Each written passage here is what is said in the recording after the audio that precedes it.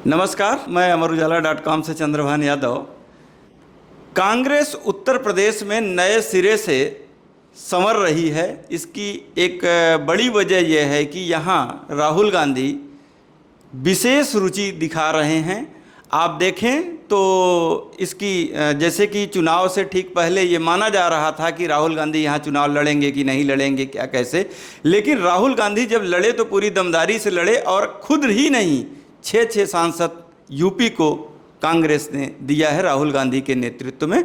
तो राहुल, आप देखें तो राहुल गांधी ने वायनाड सीट छोड़ा। वायनाड सीट छोड़ने के बाद वो कांग्रेस के इतिहास में पहली बार ऐसा हुआ कि सप्ताह भर के अंदर राहुल गांधी रायबरेली पहुंचते हैं, अपने कार्यकर्ताओं का आभार जताते हैं। उसके बाद वो हाथरस में भी सक्रियता दिखाते हैं और आज फिर रायबरेली पहुंच गए हैं, वो कार्यकर्ताओं के बीच में हैं। तो राहुल गांधी की ये सक्रियता किसी न किसी रूप में ये बताती है कि उनका उत्तर प्रदेश में सक्रियता, लगातार उनकी सक्रियता बनी रहेगी। वो यहाँ के कार्यकर्ताओं को जोड़ करके विभिन्न पीडीए सहित तमाम मुद्दों को ले करके एक नए तरह की सियासी समीकरण तैयार करेंगे और सियासत को नए सिरे से चमकाने का प्रयास करेंगे। हमारे बीच में कांग्रेस के वरिष्ठ नेता हैं डॉक्टर मनीष हिंदवी जी से हम आपसे जानेंगे कि कांग्रेस के अंदर खाने में किस तरह की तैयारी चल रही है, आगे का सियासी भविष्य क्या होगा। मनीष जी, देखिए, जिस तरीके से उत्तर प्रदेश में सक्रियता बढ़ी है हमारे दोनों नेताओं की जी, अगर आप चुनाव के पहले से देखिए तो तमाम कयास मीडिया में लगाए जा रहे थे, साहब लड़ेंगे नहीं लड़ेंगे, क्या होगा। हम लड़े ही नहीं, प्रियंका गांधी जी ने यहाँ कैंप किया, अमेठी, रायबरेली और पूरे उत्तर प्रदेश का चुनाव अपने नेतृत्व में लड़ाया। तो सवाल इस बात का है कि हम तभी से सक्रिय थे।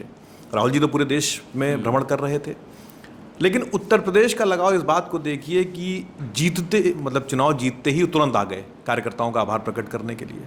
हाथरस में इतना बड़ा हादसा हुआ, वो तुरंत वहाँ पहुँच गए, वहाँ पहुँचे, मिले। मैसेज देखिए कि सीढ़ियों पर बैठकर, ज़मीन पर बैठकर, सबको गले लगाकर उन्होंने जो बात थी, योगी जी को पत्र भी लिखा कि क्या क्या और होना चाहिए। उसके बाद आज वो फिर रायबरेली में है, शहीद कैप्टन अंशुमन सिंह के परिवार से भी मिले। हर चीज़ का मैसेज है। राहुल जी वैसे भी जनता के बीच में जनता के मुद्दों को उठा रहे हैं, लेकिन उनका ये जो उत्तर प्रदेश कनेक्ट है ये बड़ा महत्वपूर्ण है।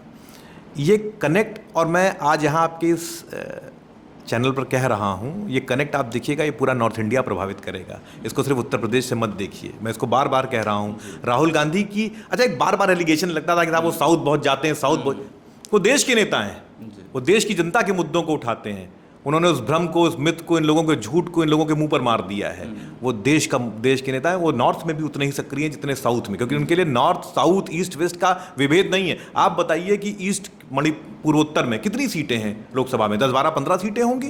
कहाँ जा रहे हैं मोदी जी? नहीं जा रहे हैं। राहुल जी 3 बार हुआ है, क्योंकि वो कहते हैं कि मसला इस बात का नहीं कि हम कितनी सीटें जीतेंगे, कितनी हारेंगे। मसला इस बात का है कि हमारे देश का एक आदमी भी परेशान होगा तो वहाँ रहेंगे।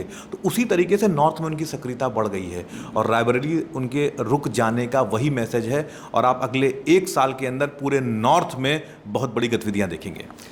तो देखा जाए तो मनीष जी भी बात कर रहे हैं कि कांग्रेस को उत्तर प्रदेश से एक नई उम्मीद है, नए सिरे से खुद को तैयार करने का, सियासी भागीदारी बढ़ाने का।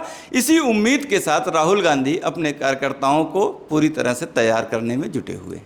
अगर आप ये वीडियो YouTube पर देख रहे हैं तो हमारे चैनल को सब्सक्राइब करें और बेल आइकन को दबाना ना भूलें। अगर आप Facebook पर ये वीडियो देख रहे हैं तो हमारे पेज को लाइक करें।